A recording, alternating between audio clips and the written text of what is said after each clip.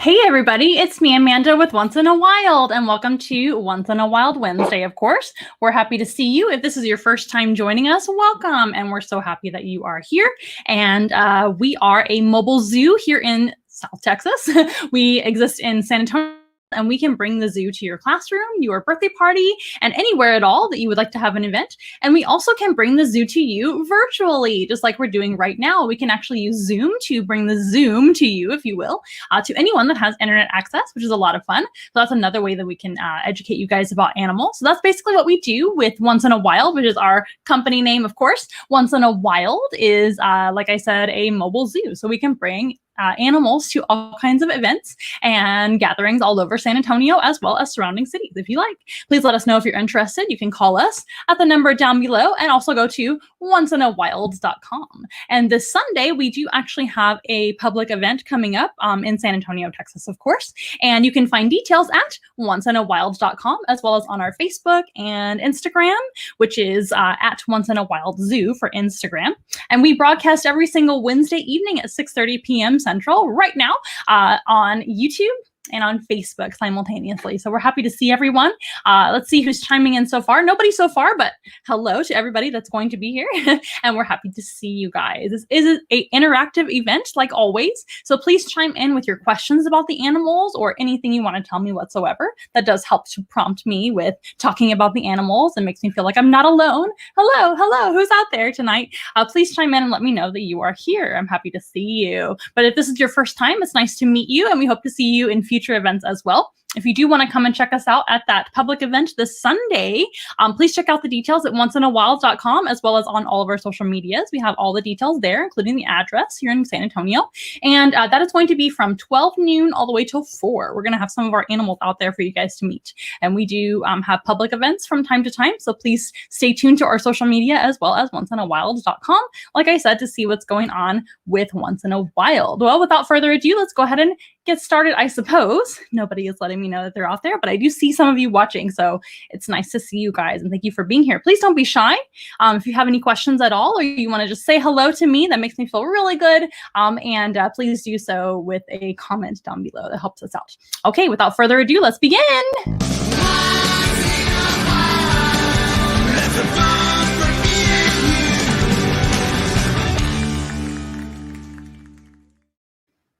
Okay, how's everybody's week going? I hope you had a wonderful week so far. And hello, Claire. It's nice to see you. So nice to see you. I know you've had kind of a crappy day, so I'm happy to have you on here. We both had a little bit of a rough day. I won't go into any details, of course, but everybody has bad days. But it's nice to have support from your friends, family, and followers, especially your friends. So hi, Claire. It's so nice to see you. And I hope that you can, see some of the animals coming out here in a little bit. I'm sure you will stick around. So today we actually have 4 animals to come out and see you guys today. And I did bring a couple that have been here before, and one that hasn't been here in a long time, and one animal that is brand new to Once in a Wild that has never been on the show before, but I thought you guys would like to meet her. And it is a brand new animal, so we're very, very excited. But first, I'm going to update you on one of our little baby animals who is growing up, but not growing up too much yet. Still a baby. Oh, she's very excited to see you guys. And it is one of my favorite type of animals, and that, of course, is a snake. And this is Wonder Woma. She is a Woma python. This species is from Australia, of course. Let's see if we can get her in focus. And this type of species is from a very arid climate in Australia. And they are just wonderful. They're a very unique looking type of python. Most pythons have a very thick body and not nearly as slender looking. To me, this animal looks more like a colubrid or like a rat snake or something like that, or even a king snake, than a python. But these guys are a little bit unique in the python world. They're still considered to be a python, right? Genetically and everything. And they are very similar to their close cousin, which is the black-headed python, also an Australian species too. Like I said, this animal comes from a very arid climate, so they are designed to live in a very dry climate with very little water. They still need to drink water from time to time, but they can get a lot of the moisture that they need from the food that they eat as well. Now, what do they eat, you might ask? Well, they're snakes, and so they're carnivores. All snakes are carnivores. Snakes do not eat salad or fruits and vegetables. And this type of snake, as a baby, might consume animals like lizards, geckos, which is a type of lizard too. They might eat frogs and things like that, or toads, I guess, if they can find them in the desert out there or in dry areas of Australia, forests and things like that. But they also do eat rodents, like most snakes do as well. And that is exactly what Wonder Woma eats. And Wonder Woma just recently ate. You can probably see her belly is nice and big. She ate not too, recently, but a few days ago. I think it was about 4 days ago. And she's doing just wonderful in our care so far. These guys are typically very hardy snakes to keep. They're not necessarily a beginner species. A lot of people do ask me what's a good first snake or a good pet snake, if you will. And I usually recommend like a corn snake or something like that. But this is a Woma python, like I said. They're not very common in the pet trade, at least in the United States. But they are becoming quite a popular snake with a lot of your reptile enthusiasts because they are just wonderful to keep. They typically have a really, really wonderful disposition. One reason why we call her Wonder Woma. And also, it's kind of like Wonder Woman, right? Which is without the N at the end. Yeah, Ricky, it's a Woma. Now, these guys are, like I said, not necessarily a beginner species because they are a little bit less common. So their care information isn't as well known as some of the other animals like corn snakes, and they do need a little bit of a hotter climate to live in, so hotter temperatures in their enclosure, and they do not stay small. These guys are going to, or she will get she will get around, I want to say, as a female, how big will she get? Well, we really don't know until she gets there, but typically for the species, I would say they get around maybe 8 to 12 feet long for a female. Now, they never really get that heavy bodied like other pythons do. So they're not going to be like, of course, a Burmese python or a reticulated python by far. They're not going to be nearly that large, or a rock python from Africa or something like that. These guys stay pretty small for a python, but they're not as short as like a ball python. Ball pythons are thicker bodied, right? You guys know what a ball python looks like, I hope. We have ball pythons here once in a while. This one looks very, very different, still a python genetically, but they are slender bodied. And like I said, more lengthy than they are fat, but they're still not a very long species. I would say 12 foot is as big as a female could really get. Males, well, I mean, I haven't met every Woma python out there, so who knows? But typically that's around, larger female, maybe a little larger, but that would be really, really big. And typically they're going to need a pretty decently sized enclosure, but not nearly as large as like a reticulated python or a Burmese python or something like that, of course, or even some of the like red-tailed boas and Colombian boas and all those guys. Those need bigger enclosures, I would say, than a Woma python, but they still need a pretty decently sized enclosure because they are a very active snake, especially at night. This is a nocturnal species, like most snakes are nocturnal. And that is because they do live in a very hot climate in Australia, very arid, very, very dry, very hot, lots of direct sun. She wants to hide under my hand right now. These guys typically are very active in the night, so they need a lot of room to run around. Well, I say run around, but slither around. And that is the reason more so that they need more space rather than their size, because they're really not a very heavy-bodied snake. They're definitely a lot easier to pick up and handle than a larger, like, say, Burmese python or something like that. That's more common than a Woma python. So these guys are becoming very, very popular in that way. They're also a beautifully colored snake, in my opinion, and in a lot of opinions. They have these beautiful bands or stripes. Kind of reminds me of like a tiger's tail or something like that. That is, of course, for camouflage. So from far away, it's a similarly striped pattern to like a tiger or something like that. So that would blend right into like dry grasses, even sand, natural rocks and patterns and things like that. And then they have this, I'm trying to show you, which keeps hiding under my hand. They have these beautiful kind of yellow heads that are solid instead of patterned, right? Ooh, trying to make sure you can see her. Focus. Maybe if my head is right in front. Look how cute she is. Oh my gosh, guys, she's so cute. They have this kind of solid yellowish head, kind of tannish yellow, and then they have these great big giant eyes, right? It looks like their eyes are huge, but their eyes are normal size for a snake. Most snakes have relatively similarly sized eyes, but these guys have really big eye spots right around their eyes that make their eyes look huge. Now, there are some theories why they have these kind of false eye spots. Many animals have false eye spots. The most famous that I can think of are the orca whale. They actually have a great big white marking right near their eye, right? A killer whale or orca whale. Those guys have tiny little eyes in comparison to their body size. And a lot of people assume their eye might be big because they have those big white spots. And a lot of animals actually assume that that is the orca's eye as well. And that can deter a prey animal like a sea lion, for example, which the orca oftentimes will eat, or they eat other, of course, prey items because they're carnivores too. And that will help deter a sea lion from scratching at the orca's eyes because the eyes are kind of hidden in the black body because the eyes are kind of dark too, right? They're blackish, darkish brown. And so they will blend right into the black, and that white eye spot will kind of be a mimicry of an eye, if that makes sense. A lot of animals have false eye spots. This one is not nearly as dramatic as that, but that could be a reason to have a false eye spot on a snake too. Why not? So that an animal doesn't quite know where the eyes are in order to attack and defend itself. Another reason that they may have these dark eye spots is to help them with sun. So just like a football player might put some of the dark, I don't know if they call it makeup, but it's dark stuff that they put under their eyes. I don't know anything about sports, you guys, at all. I'm not a sports fan. But I know that football players at least used to put the dark, whatever it's called, if you know what it's called, let me know, underneath their eyes to help them kind of like as sunglasses almost. And that could certainly help this species because they live in a very dry, hot, direct sun type of climate, at least when they are outside from time to time.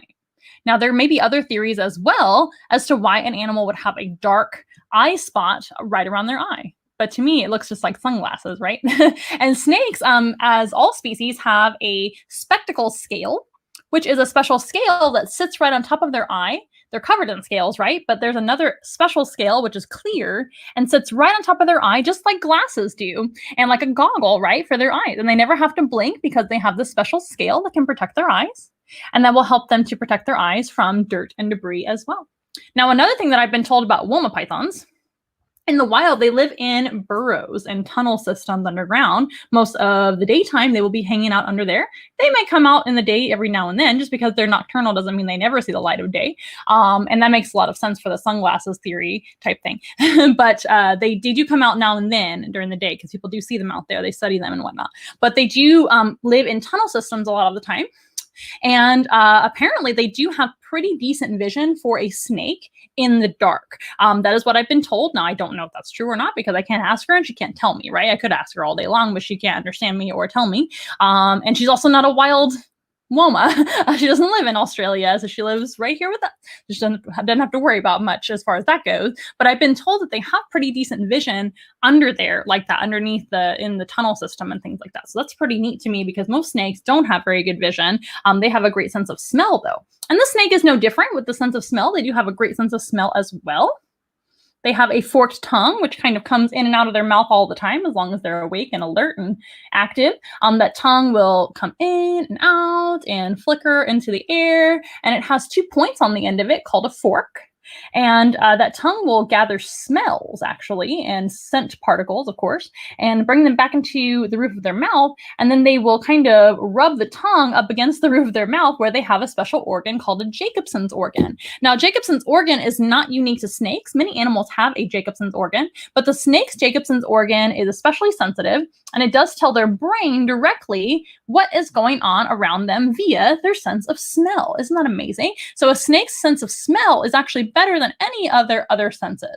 In fact, snakes have no external ears, so many people think that they cannot hear at all. Now, they can't, they're not totally deaf. They can hear and feel vibrations, and they can probably hear a little bit of sound because they do have internal ears, but they don't traditionally hear as like their main sense. That's definitely not something they use all the time. She's looking at me instead of you guys. I'm trying to make sure you guys can see her. She keeps coming towards me. Hello. But these guys definitely use their sense of smell more than any sense that they have. And then they do see, like I said, this snake may see a little bit better than other snakes. Sense of smell is going to be best. And don't hear very well, if at all. And because they have no external ears at all. So definitely not a traditionally hearing animal. And they do feel, of course. They have nerve endings and everything else just like we do. And they can feel vibrations and everything like that. They're wonderful animals. Womas and all snakes are very important to the natural environment because they eat a lot of rodents, like I mentioned before. Now, these guys may eat a variety of different types of foods, like I said, lizards and frogs and all kinds of things, and rodents and birds, but especially to help us with the rodent populations. Because if we get too many rodents in the population, we might get too many diseases. Because a lot of times, rodents and other animals too, they can transfer parasites and diseases to humans and other mammals. So that's not great to have too many of them. So how do we keep them in check? Well, we have predators like snakes to keep them in check. And that is exactly what a snake's job is. So a lot of people think the only good snake is a dead snake, and that is just not true. Snakes are very important and can actually help us not to be sick anymore, which we definitely need in the natural environment right now, right? We need to make sure we're staying as healthy as possible, and having predators in the environment keeps the ecosystem in balance, right? Now, unfortunately, the Woma python as a species is an endangered species. That is not good news, right? Especially from, a year ago now, maybe more, that we had the Australian wildfires. That has become even worse for this species because their main threat is habitat loss. So habitat loss affects animals throughout the entire planet. There's not one animal who honestly isn't affected by habitat loss as a species in general. All animal species are affected by habitat loss in some way, shape, or form, whether it just be a little bit or a lot. And this species already was being affected by humans coming into their land and taking away some of their homes by moving in or building buildings or building roads. Roads affect animals throughout the planet as well. This species is no different. They can certainly be crossing a road and become hit by a car or something like that, or it affects their prey, therefore they have less food, etc., etc., etc. So habitat loss is a big problem with these guys in general. And then due to the Australian wildfires that occurred not too long ago, that definitely affected the species and many Australian species as well, right? Another problem with these guys is having, like I said, less food to eat. So if their prey becomes less common, and they don't have as much to eat and whatnot. But mostly it's going to be habitat loss. I feel like there's something else affecting them too. I'm sure it is. Climate change. Of course, climate change is also affecting animals throughout the planet, but that of course comes into play from the Australian wildfires and wildfires all over the planet, including California and things like that. That's going to be a climate change issue too, at least partly, right? And unfortunately, this species is suffering in the wild as far as numbers go, and they should be definitely we should be aware about that and make sure and keep that in mind. One of the best ways to help endangered species is to support zoos and aquariums that actually have these type of animals. Not only are they raising awareness of the species, because if we don't even know what a species is, how can we want to save them and how can we like them? That's step one. Another step is going to be breeding animals, and many zoos throughout the planet breed animals like Woma pythons that are endangered. So that is going to preserve the species.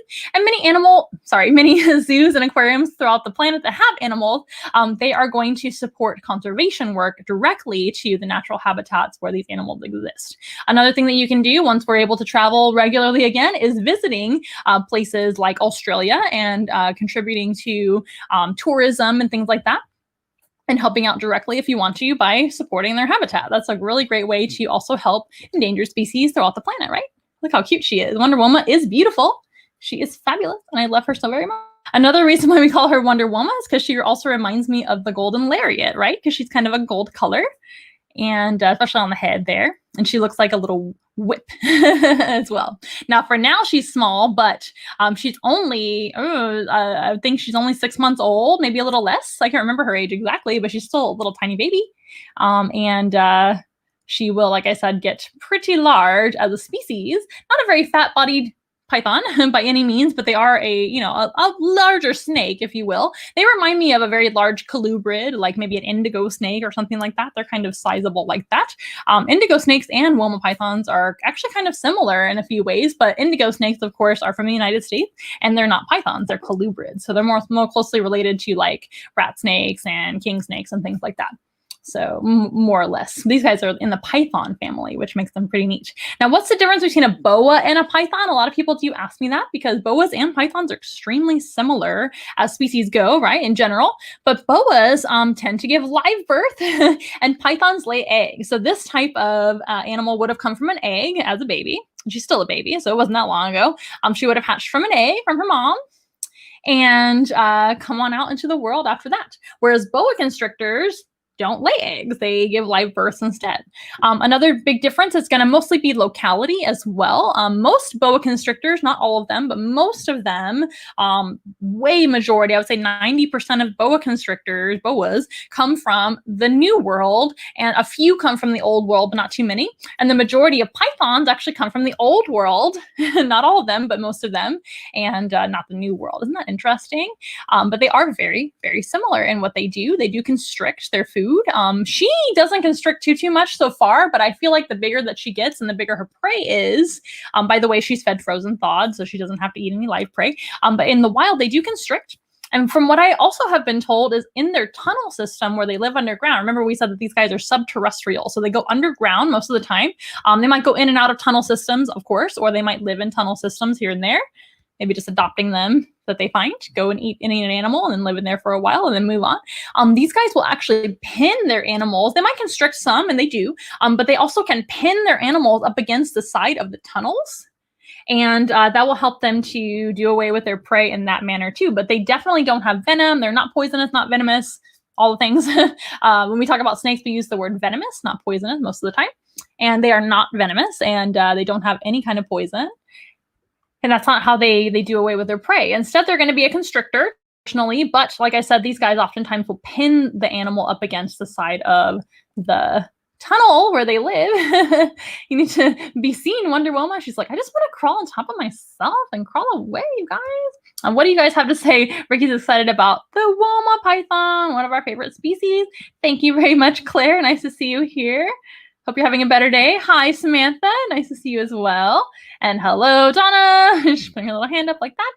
And she thinks that she is so cute. Thank you guys for your comments and whatnot. It really helps me out. It looks like Donna is also tagging some of her friends, which helps me out too. If you guys do want to share our videos, make sure you subscribe to YouTube. We're trying to get some more subscribers over there. We do have a lot of content to enjoy. If you guys want to go back and enjoy some content on YouTube, more to come, I'm sure, not just the live stream. And also, so subscribe to that and share the videos and like the videos and comment. That helps us out a lot. And if you're not following us on Facebook already, go over to Facebook and follow us too. And tag all your friends in our videos so they can see as well. All the friends that you know love animals and want to learn about animals. Yeah, she is so beautiful. Hi, hello. You are Katie. Nice to meet you, Katie. I'm so glad you are here. And this is Wonder Woma, our Woma python. This is an Australian species from Australia, of course. Now, she's not from Australia. She was bred right here in the United States. That's how I was able to acquire her. And she's just beautiful. Just a little baby one. These guys can get pretty big. They're not the biggest python species in the world by far, but they are still a python. And they're quite unique looking, aren't they? They have this beautiful striped pattern or banded pattern. And they even have kind of a protruding spine. That is totally normal for this species. That doesn't mean that she's skinny by any means. In fact, she has a full belly of food still, a little bit. And she ate no problem last time we fed her. And she does have kind of a protruding spine, but that is normal for this species. They are kind of a slender bodied and kind of compressed bodied with a elevated spine a little bit, or raised spine, and a very, very small ventral, which means their belly. So their belly is quite thin, like this way. If you took like a cross section, it would look like this, as opposed to fat like some other pythons. And that is because they do not want to touch their belly down to a hot surface in the wild. So that helps them to not have as much of their belly, like I said, on like hot sand or hot dirt, hot surfaces in general, because they live in such an arid climate. So having a more slender belly or kind of squished up belly helps them to touch as little of their belly to the ground as possible, because it's very, very hot where they live. Doesn't that make sense? I hope it does. But that is really neat. That is something I also recently learned about womas, and I've loved this species my entire life. Well, not my entire life, but as soon as I figured out what they were, I've loved them since I met one, and one of my favorites. And I didn't know that until like this year, that they actually, that's the reason that they have that slender body and kind of like a compressed look, like a cross section would kind of be like super skinny in comparison to other snakes. It's not weird. But it makes a lot of sense. And so their belly doesn't touch as much of the hot ground. Yes. You love her, Samantha. I do too. I think she's fantastic and fabulous. They are so pretty. Another close cousin, like I mentioned a little bit ago, is the black-headed python. Black-headed pythons and womas are almost the same kind of snake. Black-headed pythons, of course, have a black head. That's why they call them the black-headed python. But Woma pythons have a kind of yellowish golden head and dark eye markings, kind of like big eyebrows above their eyes. And they even have like a dark nose spot as well. Aren't they interesting looking? I wish she would stay still so you can see a little better. Look how cute. She's so very cute. I don't think the camera understands what I'm trying to focus on. We're going to try our best. She's so very tiny, so it's hard to see. Oh my gosh, check out her face. Oh my gosh, how cute. How can people not like snakes? Now, another thing you can do to help snakes, of course, in general, is by not harming them. Snakes, like I said, are extremely important to the natural environment. They're awfully cute as well. And a lot of people do assume that you should harm them. And that is not true. You should not harm snakes. In fact, even if they are a venomous snake, they are extremely important, number one, to the natural environment. They do help us out with rodents and things like that. And no snake wants to harm you or hurt you or give you its venom. They don't want to do that. They would rather stay by themselves and not be in any trouble whatsoever. They want to stay away from humans because they're afraid of us. They think that we are very scary. And the only reason that a snake would bite you in the wild is to defend itself. So if you are not anywhere near that snake and you leave it alone, then they can't bite you, right? Now, if a snake wanders into your home, I do suggest getting professional help. That is the best way. I'm trying to show you her, but she keeps going behind my hand. That is the best way to deal with a snake problem, if you will. If you have a snake wander in from the wild, please feel free to remedy that problem, but please don't do it yourself. We want to make sure if you are not an expert or have experience with snakes and you don't know what you're doing, you don't want to handle wild snakes because you may not know what it is. It might be a very dangerous snake that could give you venom. And we want to make sure you stay safe and we want to make sure the snake stays safe. That is what we recommend here at Once in a While. So we do recommend calling for professional help, whether that might be a reptile expert or enthusiast that you know, or of course animal control or something like that, pest control. They typically will gather the snake up and re-release them to an appropriate place. That is what we recommend. We don't recommend harming snakes because that is the number one way that people get bitten by snakes, is trying to deal with that problem on their own and trying to harm the snake themselves. That is going to absolutely push that snake to defend itself, most likely, and try to bite a human. Otherwise, they just want to be left alone. They're not going to chase you. They're not going to want to bite you. Snakes do not want to give you their venom. They want to keep their venom for themselves because their venom is very important for the consumption of their food. Venom is actually a pre-digestive saliva, if you will.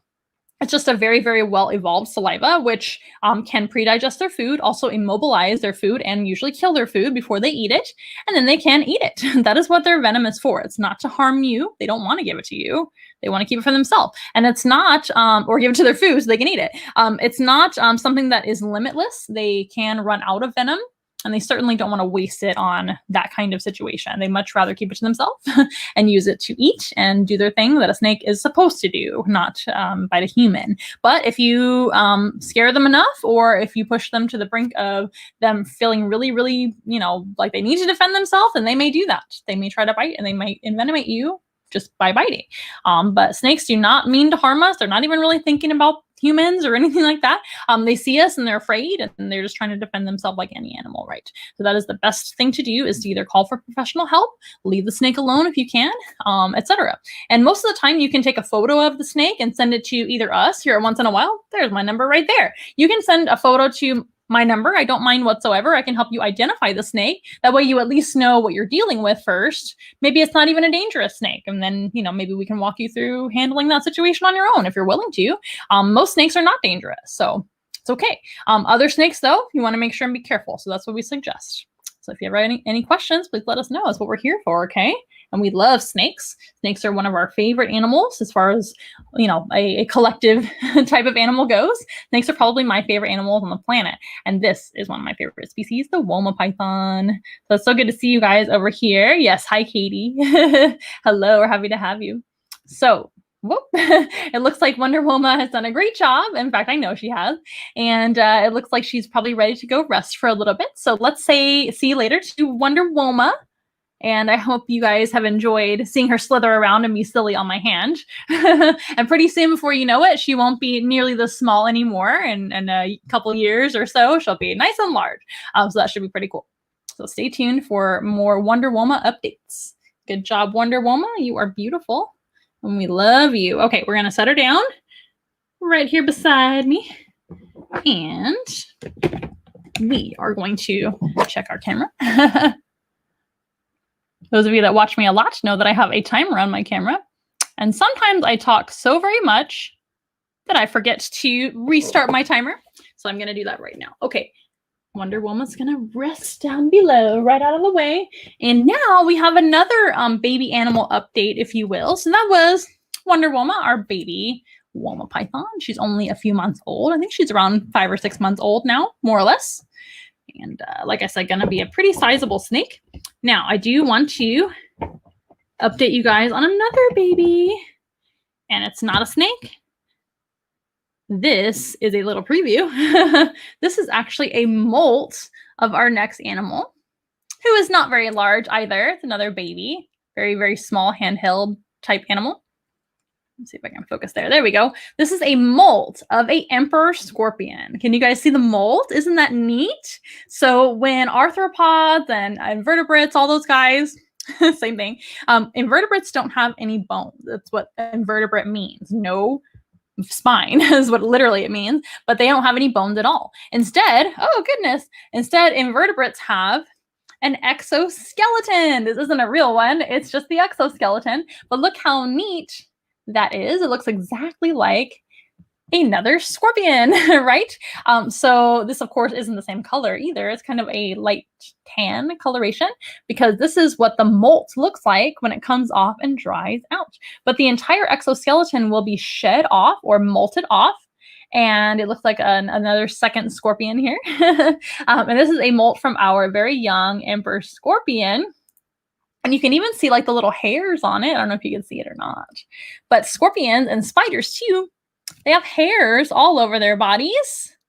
I don't know if you guys can see that or not, but there's hairs all over the molt as well. And they have hairs to help them be able to feel vibrations and movement and things like that. That is their best sense. So we talked about the snake having a really good sense of smell, which is via the tongue instead of their nostrils like ours. We have a sense of smell too, right? But we have to use our nose to sniff and smell.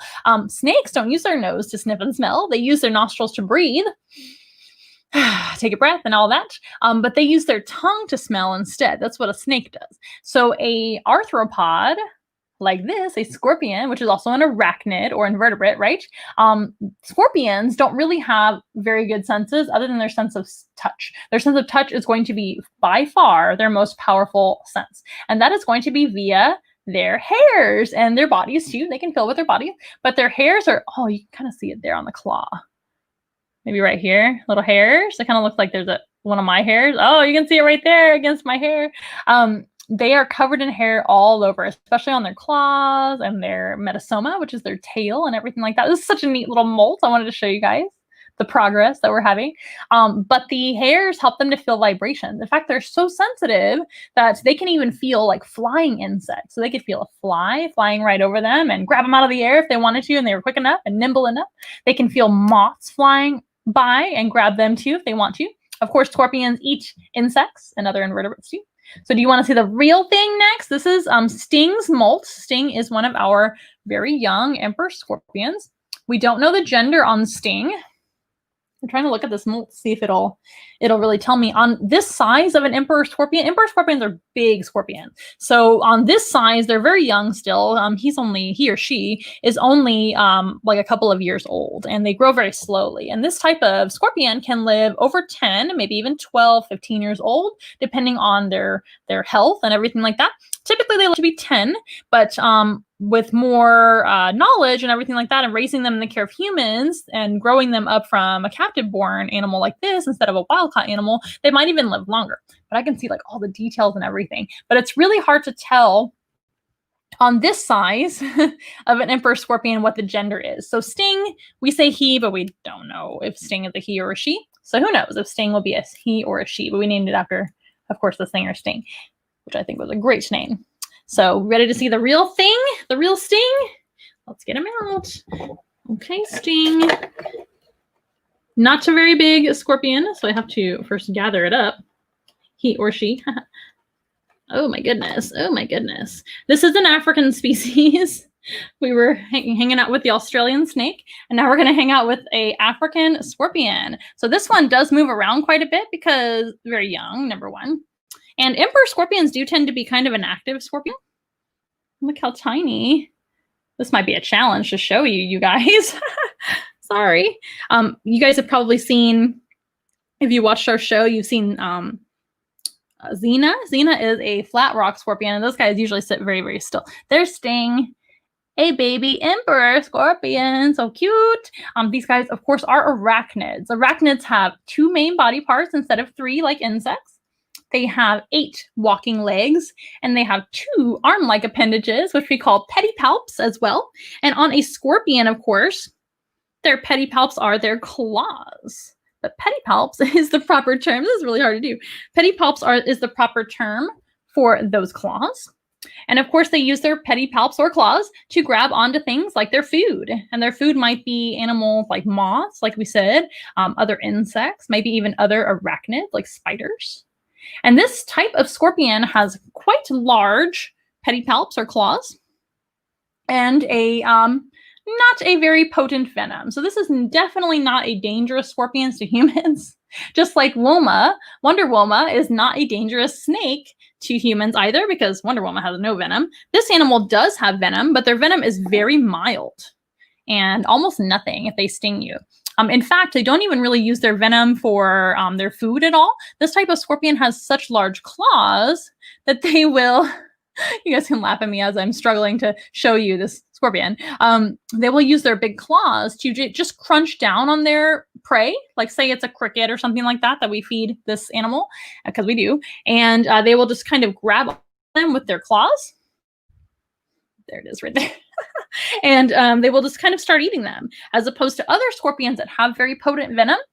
Those scorpions will grab on with their claws and also sting with the tail, or metasoma is what it's actually called. So the tail is fine, but the metasoma is the proper, there we go. That's a much better shot. Stay right there, sting, stay right there. Like, of course I'm not gonna stay right there. I'm gonna be difficult, but that's okay. We're happy to see our animals running around and thriving, right? And doing great, just like Wonder Woma. Oh, look at that. Come at me, bro. Look at that big scorpion. So tiny. So these guys do use their claws to grab onto a prey, and then they will just start crunching them down. Their mouth also kind of looks like 2 claws. I know it's really hard to see in such a tiny scorpion, but their mouth parts look like 2 more little claws, kind of like this. And they will kind of just start crunching down the food while simultaneously drooling all over their food, which helps to break down the food, just like we salivate as we chew with our teeth. These guys don't really have teeth. Instead, they have chelicerae, which is their mouth parts. That's the fancy word for their mouth parts. And spiders actually have their venom in their chelicerae, but these guys have their venom in their tail and stinger, right? Well, the venom is actually in the stinger, or the telson.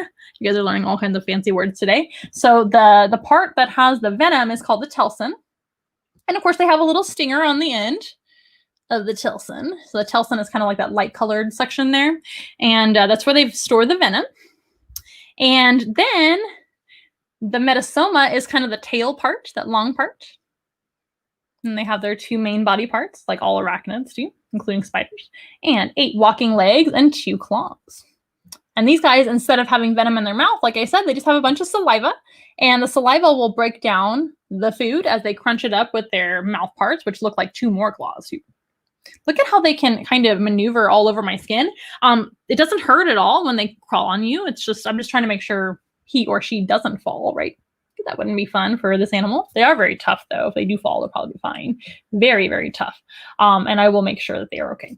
But anyway, so these guys are able to kind of climb on top of things as babies and a little bit as adults. But as a species, this is going to be mostly a terrestrial animal, just like Wonder Woma, on the ground, not really climbing very much, and even underground as well.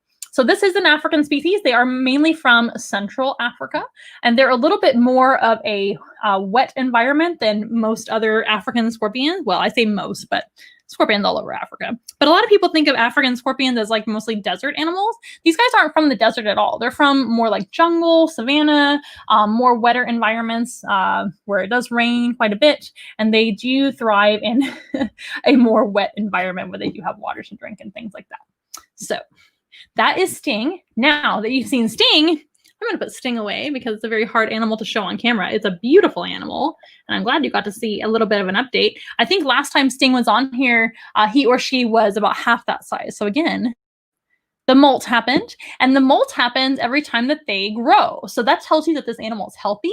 It's growing up. They can't have their exoskeleton doesn't really grow with them. So when it gets to be too small, if you will, just like our clothes get too small, they change clothes. They are able to molt off, just like maybe you've seen like a cicada or something like that. Any other insect too, they have to molt as they grow, just like a snake sheds their skin or a reptile sheds their skin, right? A arachnid, arthropod, and invertebrate, all of those guys will shed or molt their exoskeleton. So now that you've seen that, that's pretty neat, right? And the Sting can go back down and run around in his little enclosure, I guess. If he wants to run around, that's perfectly fine. That's a little bit hard to show on camera, although it's really neat to me to see them walking around so much, because I am used to Xena, or African flat rock scorpion, which, by the way, is a South African species. So they are a desert, dry weather species. The emperor scorpion, like I said, is more of a wet weather species. Lots more rainfall, lots more moisture in the air. All the things are more of a humid environment. So we have a new animal coming out, and it's the same species as Sting. It's another emperor scorpion. I was able to get a hold of an adult emperor scorpion. So let's see how this one does. I do think that this one is a female. So here we are. Look at this beautiful emperor scorpion. From what I can tell, this one is female. There are ways to tell by looking underneath them. It's kind of interesting. It's not what you think. They do have two little organs, which are unique to at least arthropods. I'm not sure if other arthropods besides scorpions have them, but they're called pectines. And those pectines look different between male and female. So from what I can tell in my experience with scorpions, which I do have some, this one looks female. So this one's big enough to tell. And we don't have a name for her yet. So I would love, love, love if you guys could come up with some name suggestions. As they get bigger, they do not climb as much, as you can see. This one's kind of just sitting still. They are a more active species than the flat rock scorpion, though. Xena, our flat rock scorpion, like I just said, she usually just sits still, whereas this one will move around some. Not being aggressive or anything like that, just trying to move around and get comfortable and walk around. They're a lot more active. Now, as you can see on this one, you can really see how big the claws are. Those claws are going to be their main defense, and they're going to be the main way that they kind of attack their prey and hold on to their prey for eating. And they will use their chelicerae mouth parts to crunch up the food afterwards and use their saliva to break down their food, just like everybody else does. Haha. Trying to get around. They kind of remind me of like a little crab. I love them. I think they're so cool looking. And you can see that great big tail and the telson, which holds the venom, and of course the stinger. And you can probably see a little bit better on the bigger scorpion, all of those hairs I was talking about before. Those hairs are going to be what give them their good sense of touch and their ability, I'm having a hard time talking to you guys, their ability to sense vibrations and movement. That is going to be their main way to figure out what's going on around them. Again, this is an insectivore type animal. They will also eat other arachnids. So it's not just insects, but insectivore is the best way to describe their diet because they do eat invertebrates. Samantha says, I'm not usually a scorpion fan, but she is beautiful. Thank you very much. And again, we do need name suggestions. So remember, we have Xena, we have Sting. I do have another baby scorpion who is Xena's baby. And we have tentatively named that one Hercules, although I don't know that one's gender at all because, again, it's another baby. This one we do think is a girl. And the pectines or pectines are underneath their body, usually determine gender. And I do believe the pectines or pectines, I think it's pectines, maybe it just depends on how you want to say it. But I think they are mostly for sensory. And I do know that they assist with breeding purposes, which is why they look different from male to female. But of course, these guys are mammals, so it's a lot harder to tell the difference between male and female typically on like arthropods and things, unless you know what you're looking for. But it's pretty neat. And scorpions are amazing. Scorpions are great moms. We don't intend to breed this type of scorpion. But Xena, our African flat rock scorpion, did have babies for us, like I just mentioned. And we do have one of her babies. But she ended up having 39 babies. They can have quite a few. Their babies are called scorplings, and scorplings are protected by the mom. They ride on mom's back after they are born. They're laid from eggs, like the Woma python. They're actually live born when it comes to being a scorpion. And those live-born babies will come out on mom's back and actually hang out on her back until they're ready to leave. Now, what makes them ready to leave? Well, when they come out, they're very soft and they're usually white, and their exoskeleton hasn't hardened yet. So as soon as their exoskeleton hardens and they become a dark coloration, that is typically when scorplings or scorpion babies, right, will leave their mom because they feel a little bit more protected in that time. And then mom will let them leave, and then they will start kind of going into their own little territories. Now, a really fun thing about some scorpions, like the emperor scorpion, is that they actually tend to live in groups together. They are a more social scorpions. They're not typically cannibalistic like some other scorpions. That means that they can eat each other. Most scorpions will eat other scorpions, and I don't think this one would be necessarily opposed to eating another scorpion. If it'll surprise me there, if they didn't have any other food source. So sometimes these guys will be very hungry and then they might cannibalize. That's just the way of nature, right? Sometimes. But usually these guys will live in kind of like little groups together under where they burrow. It's another subterrestrial and terrestrial species, like I said, and another nocturnal species too. So even though this is a totally different animal than the snake that we met, and from a totally different climate and continent, they do have similarities, right? They are going to live on the ground and they are going to be predators. And they are going to live underground sometimes too.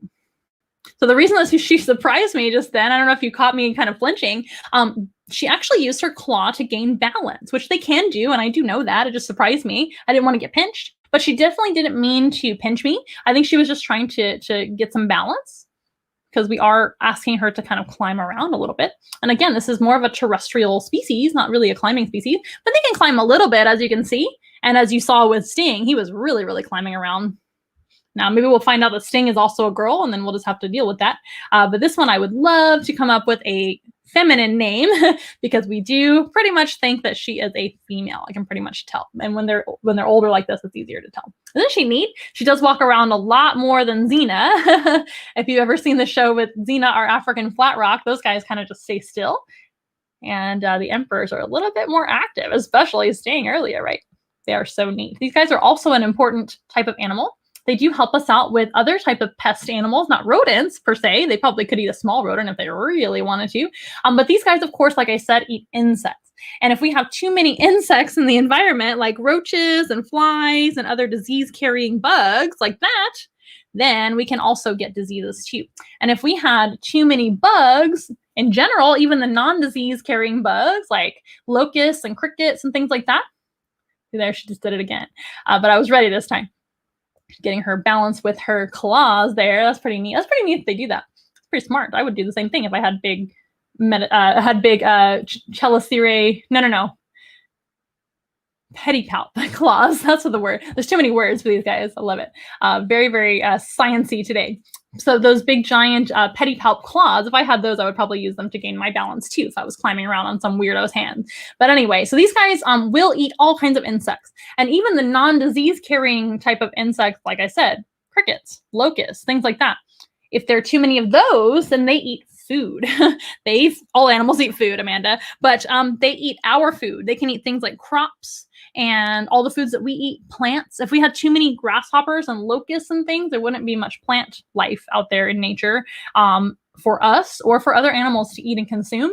And then right down the food chain, right? So we need to keep all animals in check. And how do we keep prey in check? Well, we have predators like scorpions and spiders and all kinds of animals that eat prey animals like that and insects. So they are very important in that manner.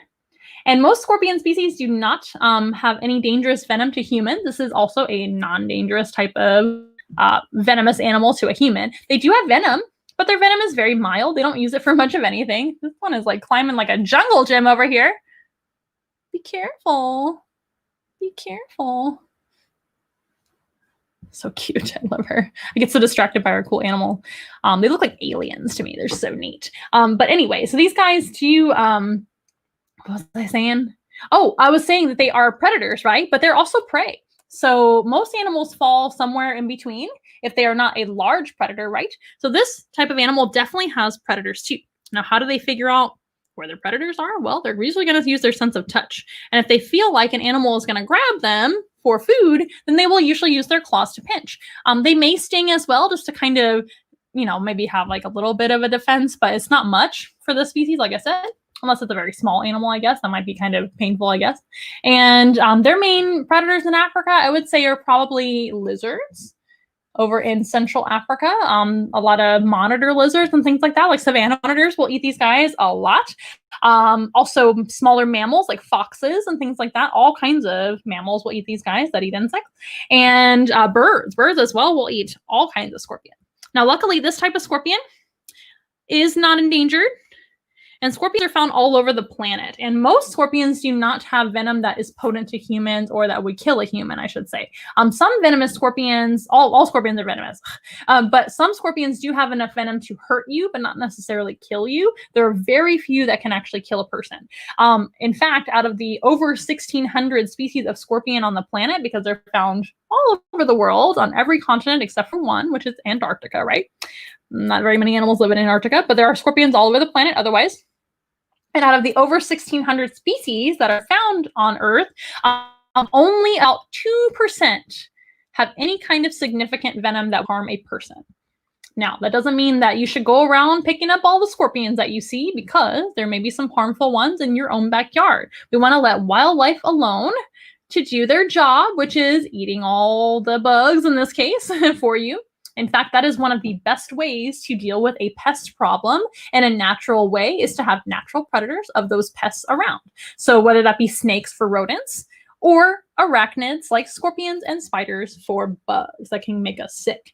Scorpions do not make people sick, unless you happen to be stung by one of the dangerous ones, right? But in general, they don't cause diseases. In fact, a lot of people throughout the planet eat scorpions for a protein source that is actually pretty common throughout the planet, not necessarily in the United States where I live, but throughout the planet, people do eat scorpions as a protein source. They are not dangerous to humans in that way at all.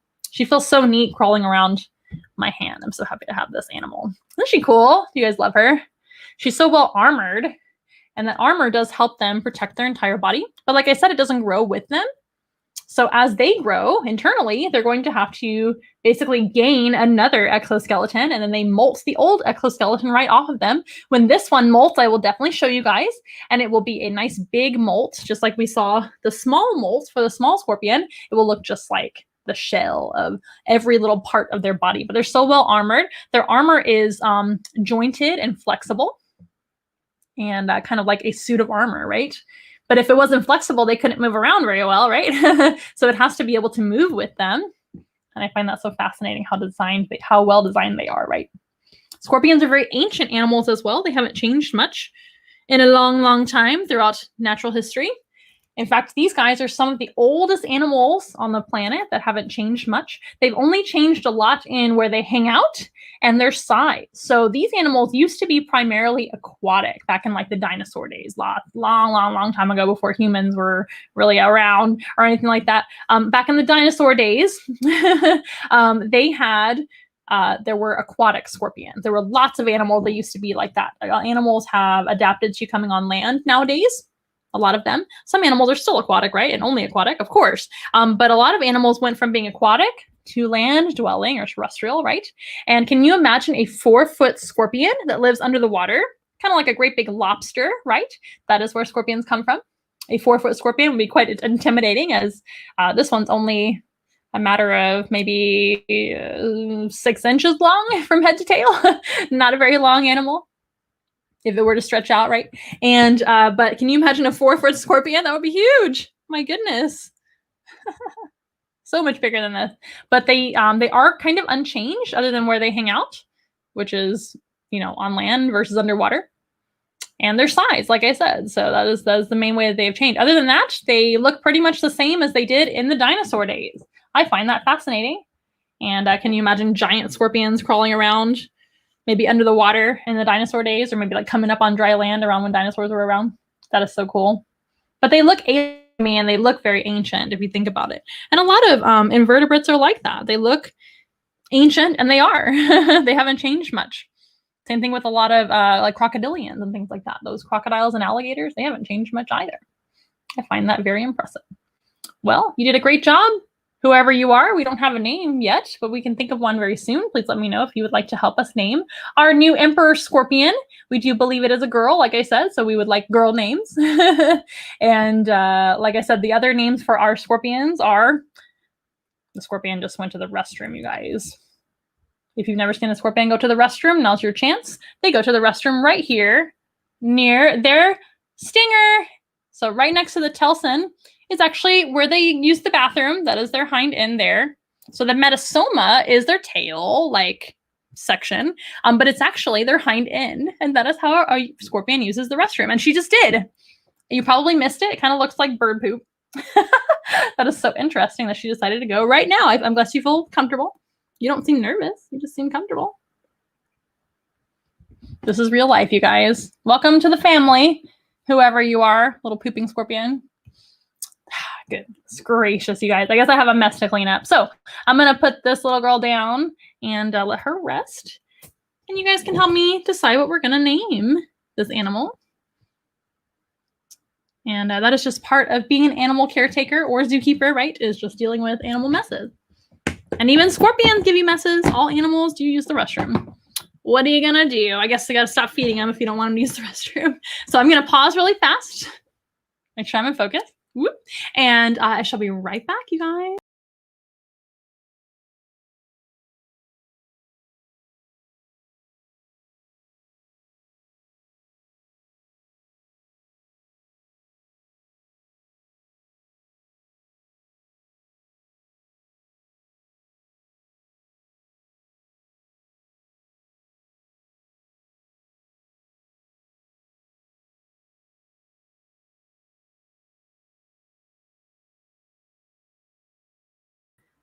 So it's sometimes things happen that you never thought would happen. Number one, I never thought I'd be doing a live stream show in my life, but here we are. And I never thought that I would have a scorpion just use the restroom on my laptop and desk. But here we are. And this is real life, right? So let's go ahead and have another animal guest. And this one is not a new animal. So we met Wonder Woma, who's not new either, but we had a little update on her. Not much has changed, but she has gotten a little bigger and she's doing fantastic. And we love her. We have Sting, who's grown a little bigger with the molt, right? And then we have our new Emperor Scorpion, of course, who has no name yet. Please help me name her. And who's decided to christen our desk and laptop on the show. And then we have everybody's favorite iguana, who hasn't been on the program in a couple of months, but she is wonderful.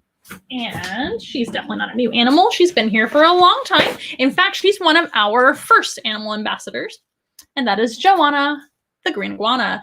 Joanna's been with me actually for about 10 years now, about that. And I've had her for a long time in my care. She's one of our oldest friends. She's definitely been around long before Once in a Wild was ever in our heads. And we're happy to have her as an animal ambassador. Now you'll see her wiggling around. This is pretty typical of Joanna. I'm going to turn her around. Maybe that'll help a little bit. Joanna and I have been together for a long time, so we know each other very well. And this is a green iguana. For those of you that have never seen a full-grown green iguana, or I should say adult size, because reptiles, just like arachnids, invertebrates, all those guys, they never stop growing. So we don't really say full grown because she could grow some more and she probably will. But this is definitely a adult size green iguana. Some of you guys probably have seen baby green iguanas in pet stores and things like that.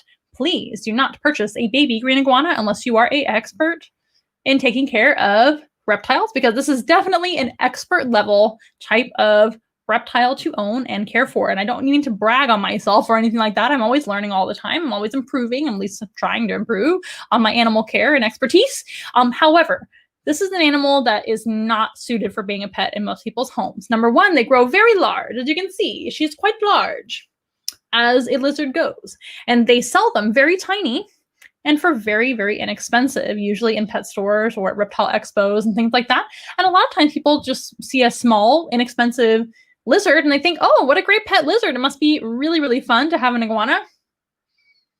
They get really big. This is also a female green iguana. So males get about twice as big as this, if not larger than that. They can be quite large. And iguanas are typically not friendly. They definitely are not an animal that super duper loves people and super duper wants to be held and wants to be cuddly and things like that. They're just not. They are very, very hard to tame. Joanna and I have been together for a long time, so we're used to one another, like I said, but she doesn't really like me very much. And that's okay with me because I know she's an iguana and I know how iguanas are. She loves her food. If I feed her food, then she will be very excited to see her salad. By the way, these guys eat salad and they're fed a lot of salad. And so that is another thing to take into consideration. They don't just eat like dog food and they don't eat any kind of meat at all. In fact, and these guys, and they don't eat bugs. They have to be fed fresh vegetables, mostly a little bit of fruit, but too much fruit can make them unhealthy and too fat and things like that. They also need a ton of room, as you might imagine. This is also an arboreal species from Central and South America. These guys live in the trees, so you have to have an enormous enclosure for them that they can run around in because they're extremely active and territorial as well. So they need to have a big territory in order to feel comfortable. And they have to have a climbing environment. So branches to climb, a big tall enclosure that's strong enough to house them and hold them in because they can't escape. They're very good escape artists and very strong. And they have razor sharp claws, very sharp teeth. They have a great big long tail, which can be used for a whip in order to defend themselves from their enemies and things like that. Just not a very ideal pet at all. So to meet their needs, it's very difficult. And to, what am I trying to say? To train them to tolerate you, that's also very difficult if you are not some kind of professional or expert or you know exactly what to do. Most people that get iguanas, they end up rehoming them. And that's exactly what happened with Joanna. Joanna's a rescue. So we didn't purchase Joanna. I actually came across her many, many years ago when I was running around shopping in a flea market, actually. And she was kind of just there in a dark corner of one of the sections of the flea market. It was a pet store. And I said, what is happening with this iguana? It was actually more of a bird pet shop in this flea market, which is already like an interesting thing. But however, somebody had dropped off this lizard to them. I guess they figured they would try to find it a good home. And a good home she did find, I think. So I took her home that day, and it was definitely an impulse decision, which I don't recommend that you do. But I already had a lot of reptile experience. I've been working with reptiles for a long, long time. And I wasn't exactly a iguana expert yet, but I definitely did a ton of research, and I tried to give her the best life that she could possibly have. And I think she's been doing very well in our care. But she is cantankerous. She is moody and sassy. I have to definitely watch her mouth. I have to watch her nails, and I have to file her nails in order for me to hold her at all because they are razor sharp. This is one of the animals with the sharpest claws in the animal kingdom. And what's very, very interesting is they don't use their sharp claws for like hunting or anything like that, like a cat does. I would say their sharp claws are equivalent to that of a cat. They're extremely razor sharp. And if you don't trim your cat's nails, you know what happens when you try to pick them up and they try to claw you. Now, a cat can retract their claws. So they may not always have their claws out and they might be nice to you that day and not claw you. Some cats are very sweet, so that's not really a problem. But iguanas use their claws to climb. So when you're holding them, they're going to climb you like a tree. You saw when I took her out a second ago, she was kind of moving her arms around and trying to climb me. That's just what they do. They want to get comfortable and climb. So if you don't take care of their toenails, they can literally just cut you right open like a hot knife through butter. And their teeth are also extremely sharp too, like a hot knife through butter. And what they use their teeth for, again, is not for hunting because they don't hunt. They don't hunt any animals. They're vegetarian. This is an animal that eats mostly the leaves of trees. We call that browse in the zoo world. And she does get browse to eat as well as other salad items and a little bit of fruit. But their favorite food items are actually flowers, like hibiscus flowers. That's typically her favorite. And she also likes bananas. But Joanna is not a picky eater. She loves all of her salad items and usually eats every last bit of it. But in the wild, in nature, these guys are going to mostly leaves of trees, and they're big leaves in big trees. So they need sharp teeth to be able to take chunks of leaves off of those trees and eat them. So they kind of razor into those leafy trees, leafy leaves with their sharp teeth.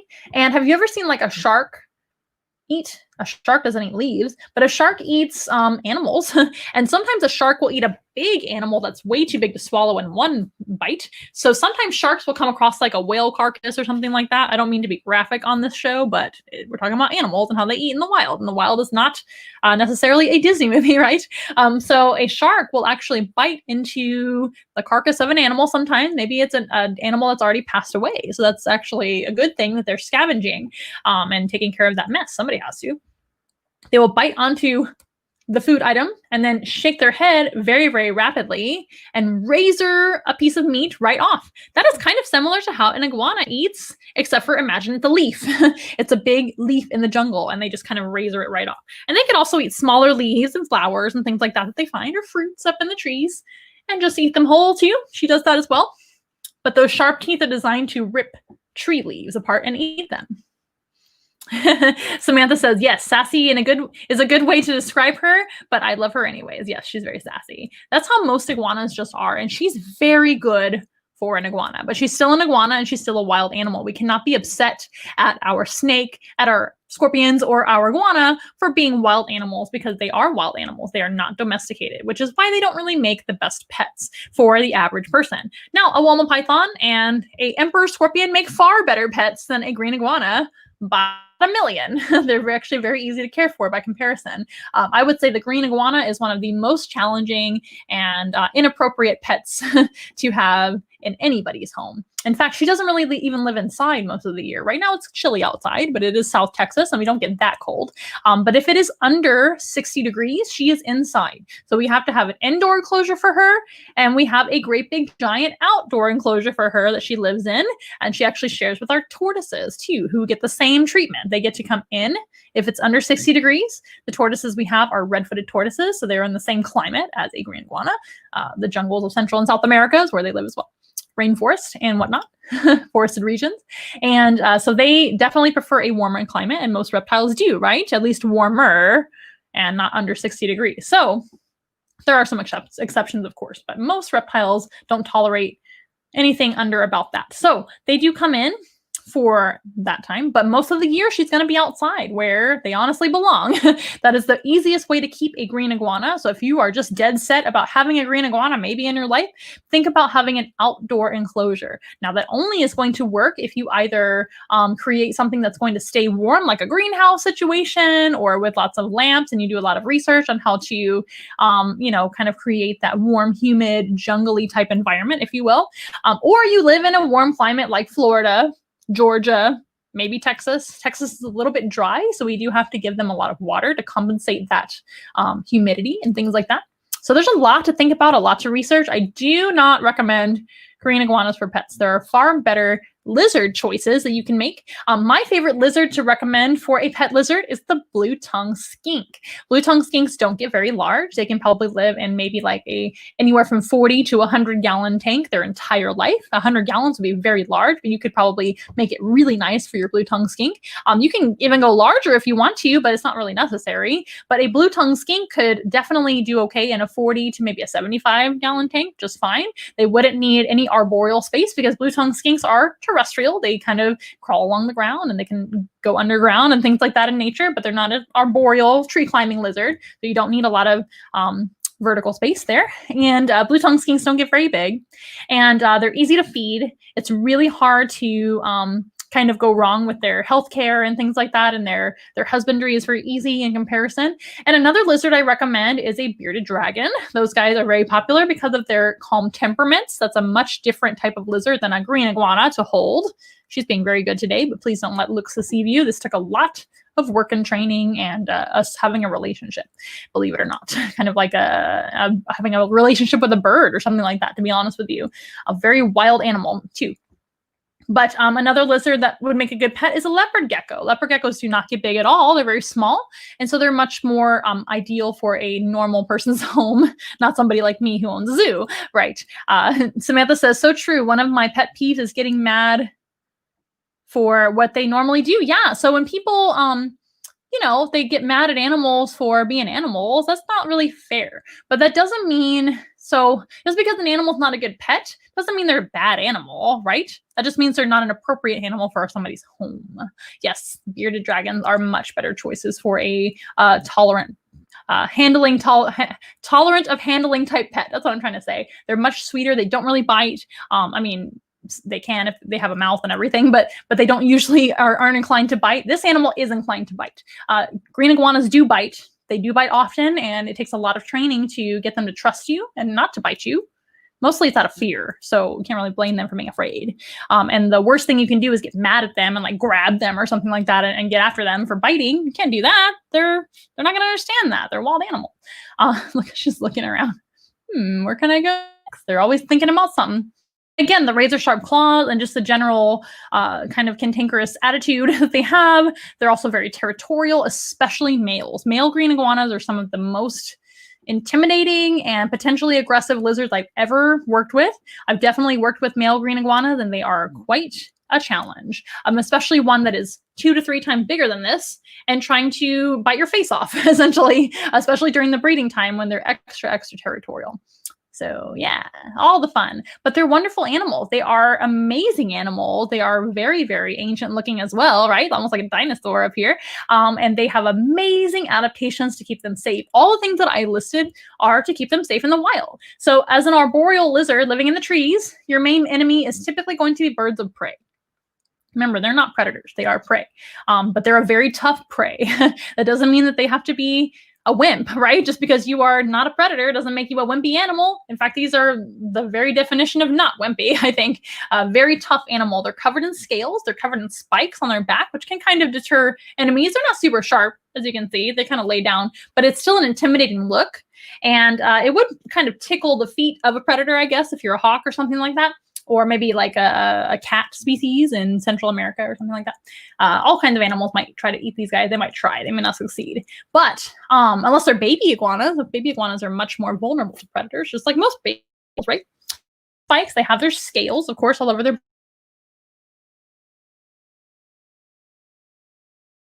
a little bit. These are to trim their nails.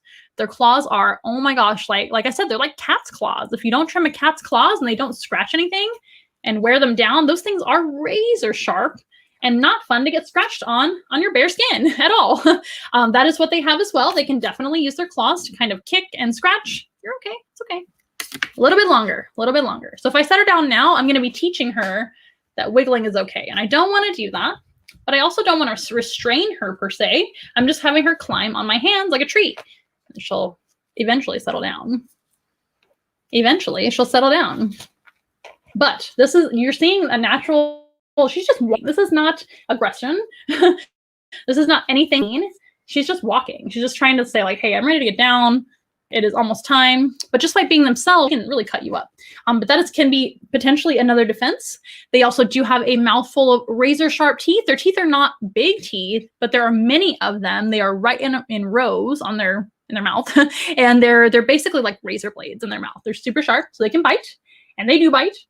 And they can also use their whip-like tail. So I'm going to stand up so you guys can see the tail. Look at the tail. It doesn't even fit in frame. It's so long. Woo! It's like twice as long as her body is. And they can whip with their tail rather than losing the tail like some lizards do. Now, not to say that they couldn't have a tail fall off. It does happen on men.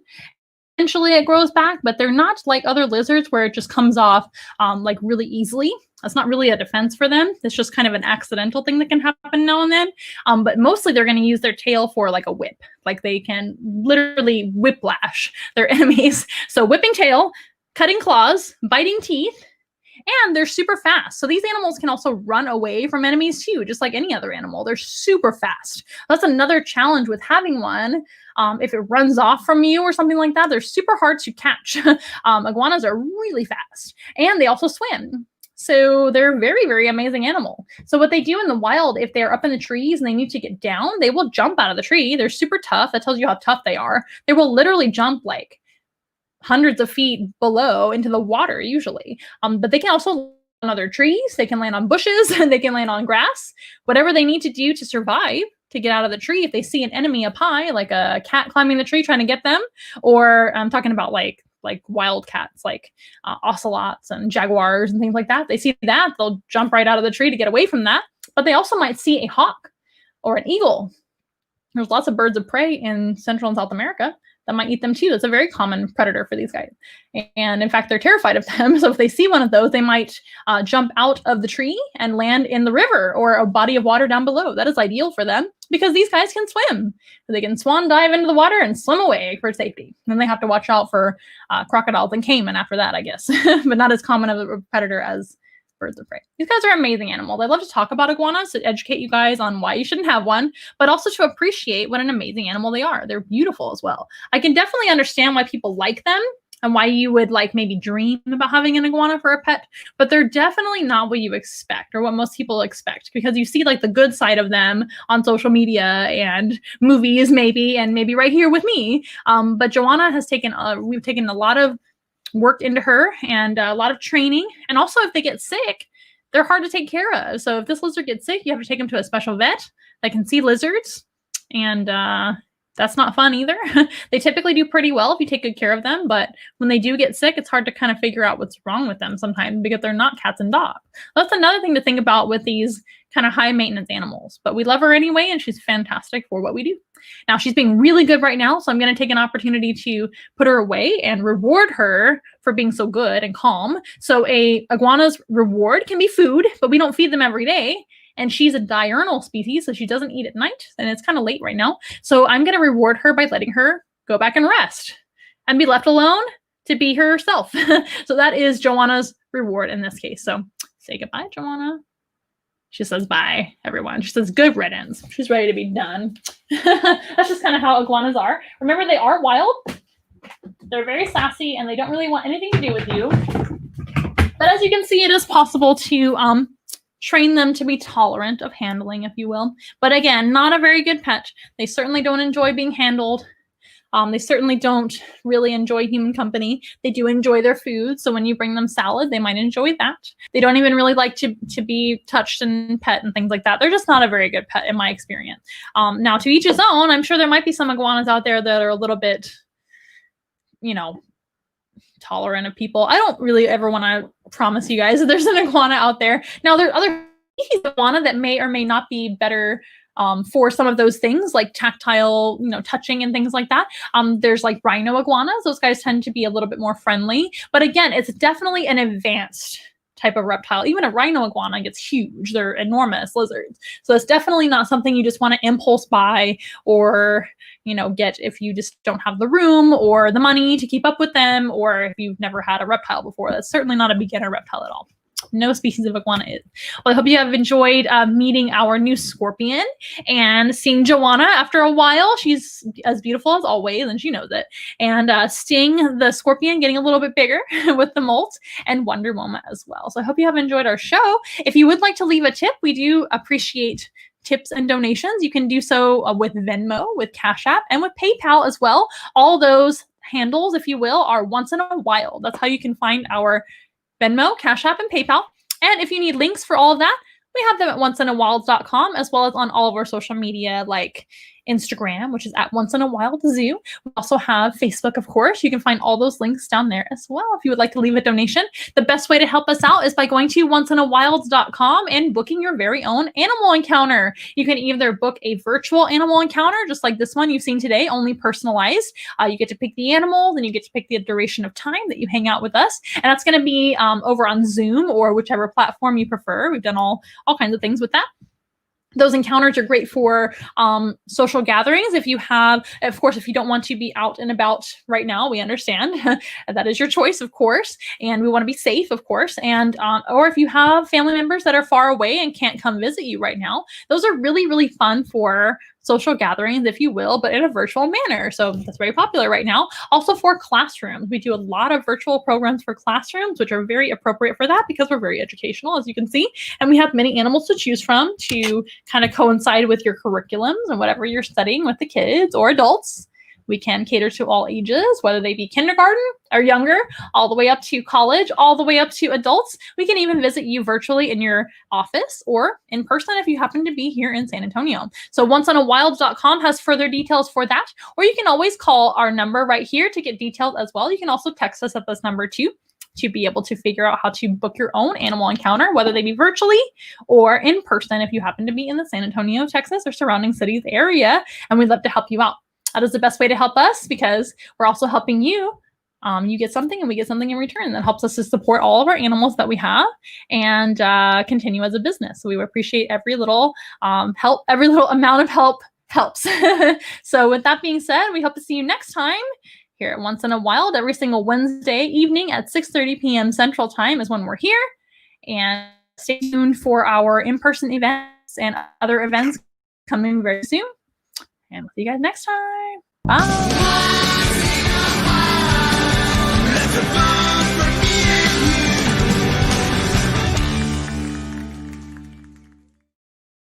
Let's try that again. That was actually our intro. We'll see you guys next time. Bye. We are nothing close to ordinary, but we love to be your friend. Hold our hands and let's have fun together, singing as loud as you can. Everybody singing once in a while. Together. Once in a while. I want to hear you say once in a while. That's the fun for me and you.